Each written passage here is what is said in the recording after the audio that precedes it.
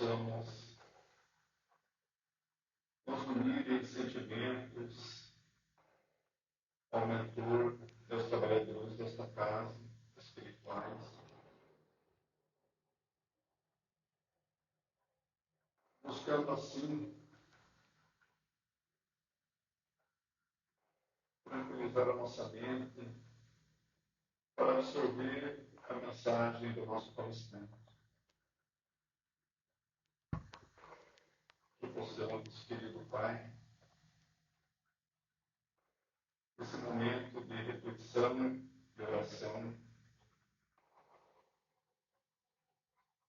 buscar aquilo que sempre acontece, aquilo que sempre acontece, para luz ao nosso espírito. Que possamos, por um momento, deixar as dificuldades, os problemas de lado e enxergar o que temos de bom, enxergar a nossa alma, criada por nosso Pai, para evoluir. E então, ser grato por essa oportunidade que estamos tendo hoje, nessa noite, de adquirir um pouco mais de luz para a nossa caminhada. Que os benfeitores dessa casa possam iluminar nosso irmão, que ele possa transmitir a sua mensagem preparada para essa noite, sendo amparado e acolhido pelo seu anjo da guarda e pelos trabalhadores espirituais dessa casa. Em nome de Deus e de Jesus, damos início à atividade dessa noite. Que assim seja. Assim seja. Hoje nós temos o Carlos, que aqui nessa casa, aqui na frente, ele está estreando. E todos nós que já viemos aqui sabemos que é difícil, mas é uma oportunidade única. Sem dúvida. Que serve muito para nós, para o nosso crescimento. Então, Carlos, obrigado. Eu teu mentor te ilumino. Então, boa noite a todos, os irmãos aqui presentes, encarnados e desencarnados. Você já me ajudou bastante, assim, você já me deu um bom empurrão nessa. Já preparou o pessoal. Eu queria falar com vocês sobre o Evangelho segundo o Espiritismo, capítulo 27. Ele trata da oração. Pedi e obtereis. E o que nós acabamos de fazer agora nesse momento com o Sandro, cada um no seu interior, nós fizemos uma oração, uma prece, uma reza, um contato. Sempre que nós iniciamos uma doutrina, nós costumamos fazer uma prece. Ao encerrar também qualquer atividade ou uma doutrina, é comum agradecer e fazer uma prece. Fazemos uma prece quando estamos indo deitar, dormir, agradecendo pelo dia. Fazemos uma prece ao levantarmos, ao acordarmos, agradecendo também pela oportunidade de um novo dia. Fazemos uma prece em momentos alegres e também em momentos de aflição, sem dúvida nenhuma. Muito tem se dito a respeito de prece, as diversas correntes cristãs, mas muito pouco conhecemos do mecanismo, talvez, da prece, do funcionamento. e talvez às vezes nós valorizamos pouco e às vezes até esquecemos da prece em alguns momentos. Jesus, no Evangelho, falava da importância da oração e também nos ensinava a fazer orações, a rezar. Jesus dizia: por isso eu vos digo, todas as coisas que vos pedires orando, acredite que eis de ter. Isso está em Marcos 11, 24. Mas por quem nós devemos orar? Bom, primeiramente por nós mesmos, por familiares, por amigos e inimigos, aqui encarnados e inimigos não declarados das sombras, esses irmãos que às vezes estão conosco. Fazer orações por aqueles que sofrem, por quem ninguém ora. Tem muitos irmãos que não recebem uma oração. Mas quando nós fizermos as orações, nós temos que nos lembrar se fizemos alguma coisa contra alguém, contra algum irmão. Se nós temos uma rusga, uma desavença, uma mágoa, isso precisa ser perdoado. Porque o Pai, se nós não perdoarmos, Ele também não vai nos perdoar. Jesus dizia também que nós não fôssemos como os hipócritas que rezavam em pé nas sinagogas, nas esquinas, nas ruas. Eles queriam ser vistos pelos homens. E faziam desta forma, não porque tinham fé, mas um desejo de parecerem pessoas justas. Que todos analisassem e olhassem para eles como pessoas justas, fazendo aquilo que deveria ser feito, o certo. Jesus também pedia que não fosse feito como os gentios, povo não cristão, né? Que muitas vezes pensava que pela quantidade de palavras da oração proferidas, né, eles seriam mais atendidos. E não é assim que funciona. Deus vai atender a todas as orações na medida da necessidade de cada um e merecimento. A prece é uma projeção de pensamentos que estabelece uma corrente fluídica, cuja intensidade vai depender do que nós vibramos. E é nessa vibração que reside o poder da prece e o alcance. Mas por que pensamentos? Porque os pensamentos são origens de quase todas as nossas ações. Primeiro nós pensamos e depois nós agimos. Eu não pego antes esse copo e falo, eu estava pensando em pegar o copo. Não. Eu penso, a maioria das vezes vou pegar o copo e pego. O Espiritismo veio nos fazer compreender ações da prece, explicando esse processo de transmissão do pensamento.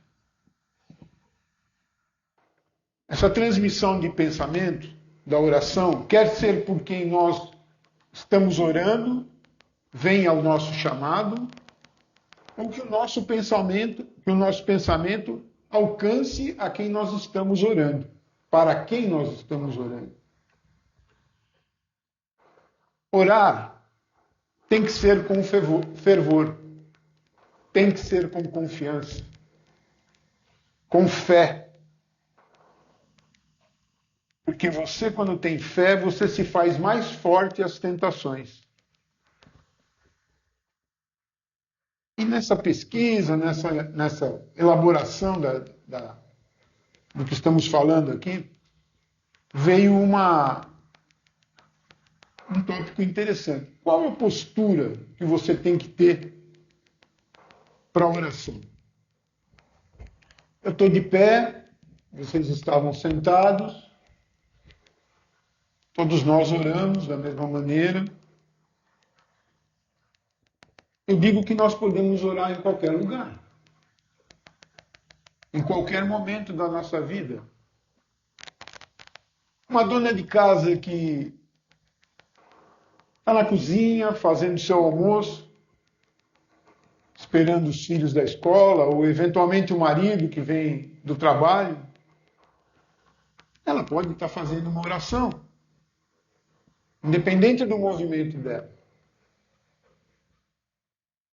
Eu li que você pode orar também, por exemplo, você está no banho, é um momento mais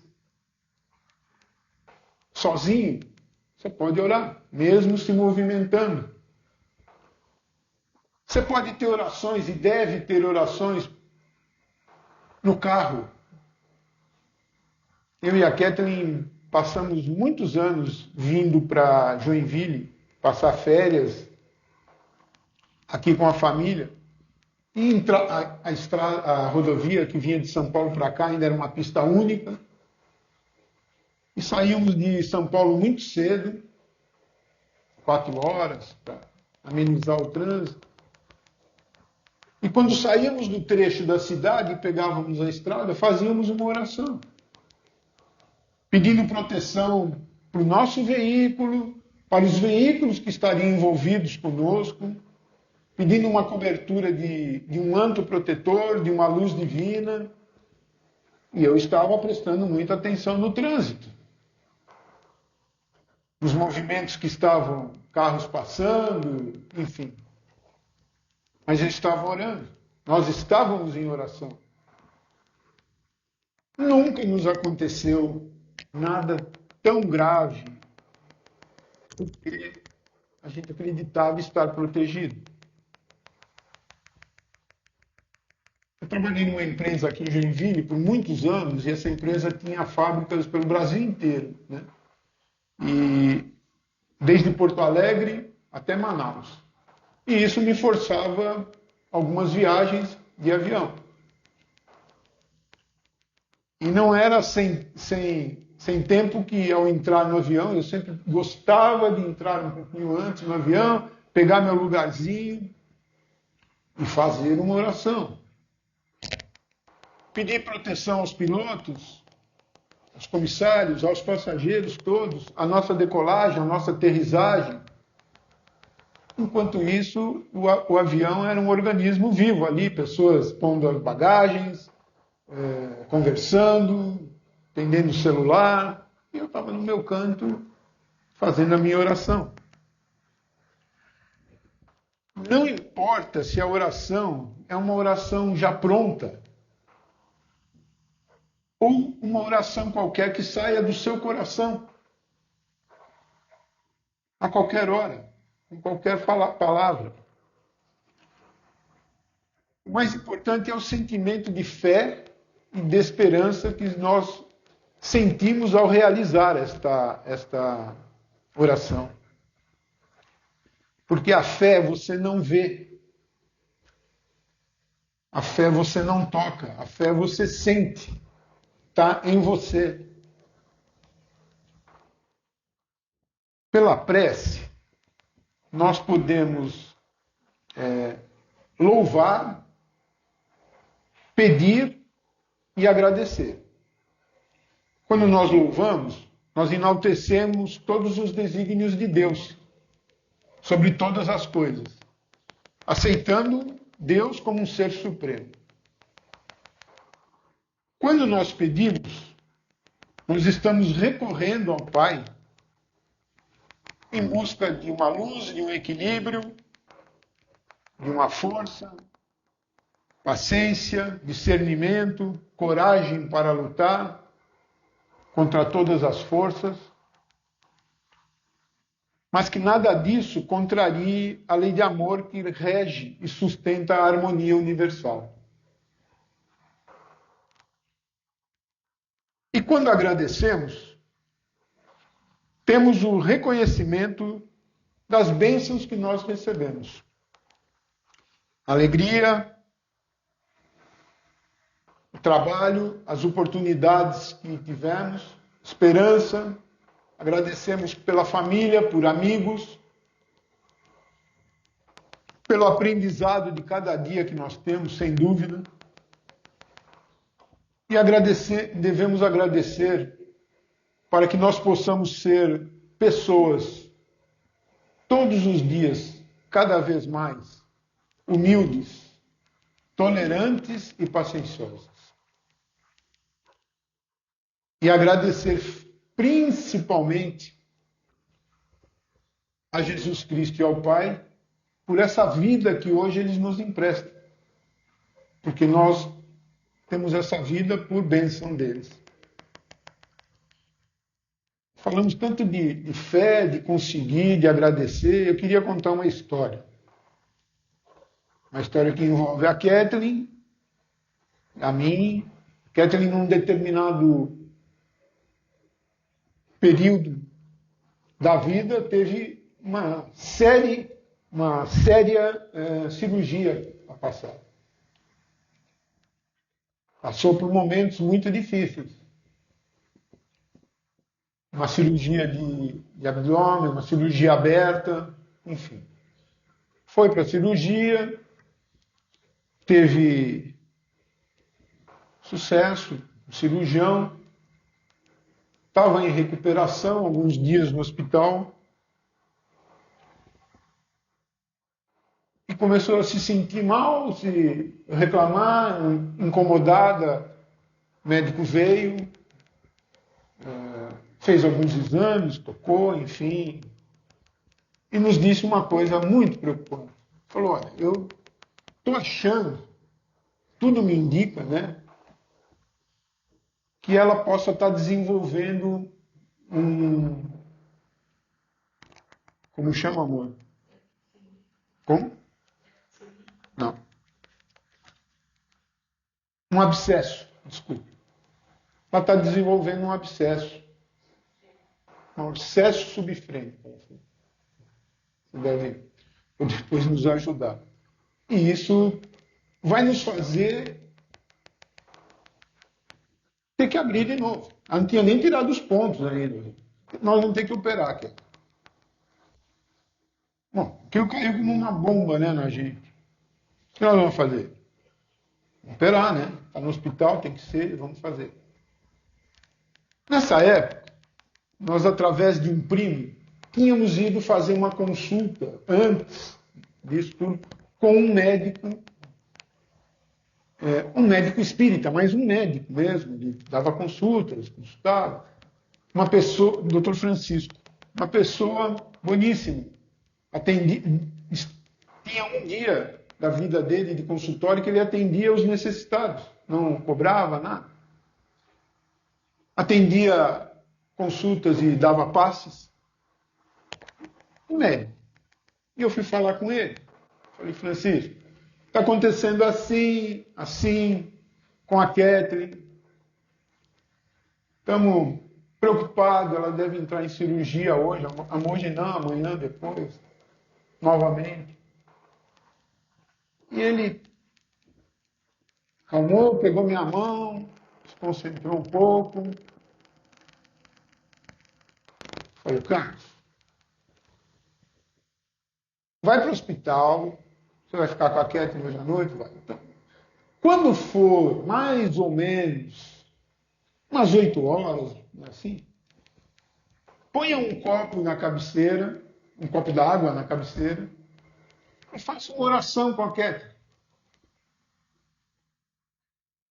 Mas deixa eu te falar uma coisa.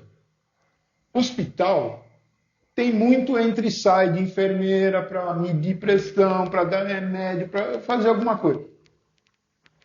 Não se importem se houver movimento enquanto vocês estiverem em oração. Principalmente a Kathleen. Fala para ela, deixa eu mexer nela. Tá? Tudo bem, doutor. Voltando, 8 horas da noite, peguei a Kathleen, a cabeceira aqui, os pés aqui, dei a mão para ela, falei, vamos fazer oração, pus o copo lá, e estávamos em oração. Bem assim, quietinhos, Catherine serena. Eu percebi um movimento do lado oposto da cama. Um movimento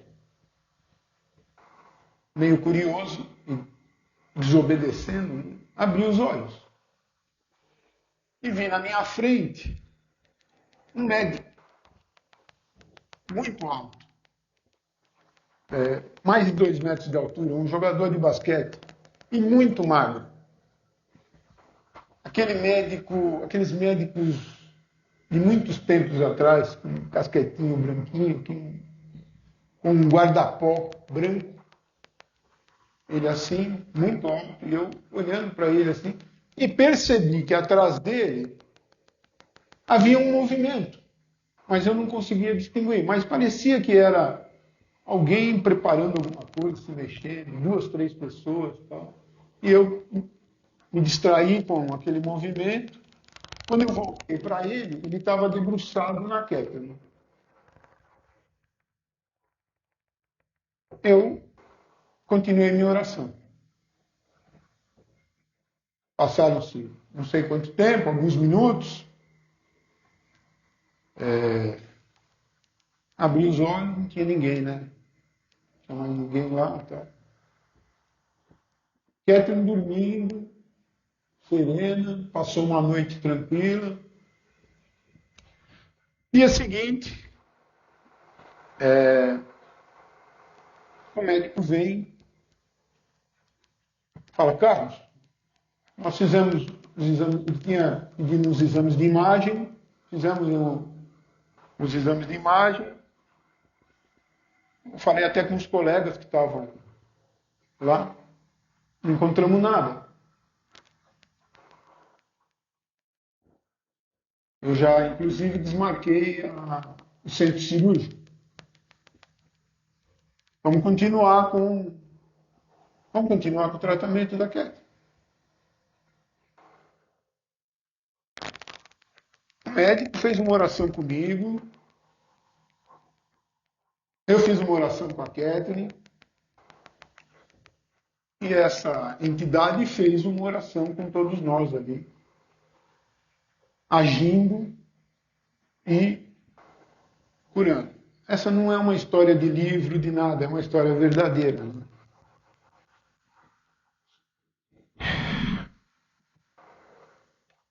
A medicina, gente, e os cientistas já admitem, né, que os tratamentos possam ser feitos através de curas com imposição de mãos, com orações. Nós temos muitos médicos espíritas que tratam o paciente de uma maneira bastante assim. Nós temos, acho que há anos, se não um tratamento total, mas muito da espiritualidade. E dizem, já admitem, que quem tem esta ligação forte de fé está mais propenso a se curar, inclusive de grandes males, um câncer, por exemplo, mais do que alguém que, por exemplo, não esteja tão ligado nessa dinâmica toda do espiritual.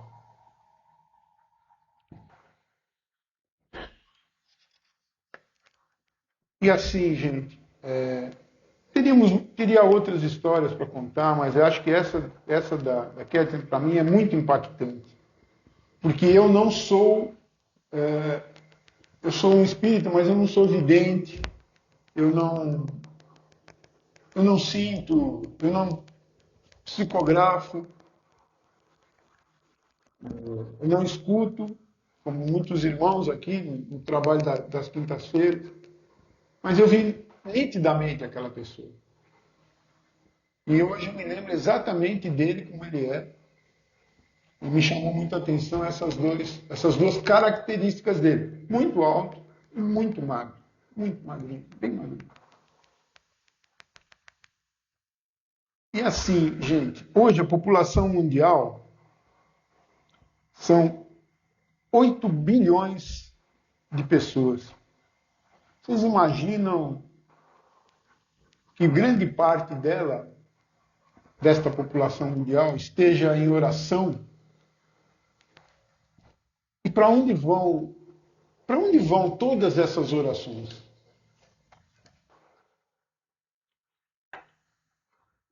Eu acabei recebendo uma história muito, muito bonita. Quando eu estava fazendo pesquisa, eu falei, puxa, as coisas vêm para mim, né? Elas vão vindo. Diz que certa vez, quando Chico Xavier estava em desdobramento, né, ele fazia muito isso, ficava com o corpo aqui e ia passear com Emmanuel pela espiritualidade. E Emmanuel apresentava a espiritualidade para ele, os setores, olha, aqui são o setor escolar, as escolas, ali é o setor de saúde, onde nós recebemos os irmãos, tem o departamento de reencarnação, enfim. Então o plano espiritual é organizado também, tem uma hierarquia. E Chico, nessa andança ali com Emmanuel, viu milhões de bolinhas, de esferas subindo da terra para o céu, em todas as cores. Azul, verde, dourada. Ele achou aquilo maravilhoso, né? E perguntou, Manuel, o que é esta maravilha? Desculpa. O Manuel falou, Chico, são as vibrações de amor de milhões de encarnados que estão, neste momento, realizando preces e vibrações, vibrando amor por todos que estão necessitando. Chico estranhou e falou, mas eu pensei que as vibrações, os atendimentos vinham do céu para a terra. Falou, não, Chico. Onde houver alguém ligado em preces, ela manda as vibrações para cá. E nós armazenamos essas vibrações em jarros especiais que beneficiam todos os necessitados que chegam no plano maior. Principalmente aqueles em difíceis condições, mas também são direcionadas aos irmãos encarnados que passam por muitas provações. Portanto, nós devemos lembrar que só aqui hoje nós já mandamos meia dúzia de bolinhas lá para cima, para serem armazenadas nas nossas preces, né? Devemos espalhar amor, ser amor. Só finalizando, né, brevemente, queria pôr um pensamento aqui. Assim, uma águia, esse pássaro enorme, ela nunca vai lutar com uma serpente no chão. Ela vai agarrar a serpente e vai levá-la para o alto. Depois que ela estiver no alto, ela vai soltar a serpente. No alto, a cobra não tem nenhuma resistência, nenhum poder, nenhum equilíbrio, não sabe como agir. Mas no chão, ela é mortal, sábia e poderosa. Nós devemos lutar e ser como uma águia. E não se limitar a lutar no reino físico. Devemos levar a nossa luta para o reino espiritual. As decisões que mudam as coisas aqui na terra são todas tomadas no céu. Queria agradecer, desejar a todos muita luz, muita paz. Espero que a gente tenha aproveitado brevemente essa mensagem. Muito obrigado.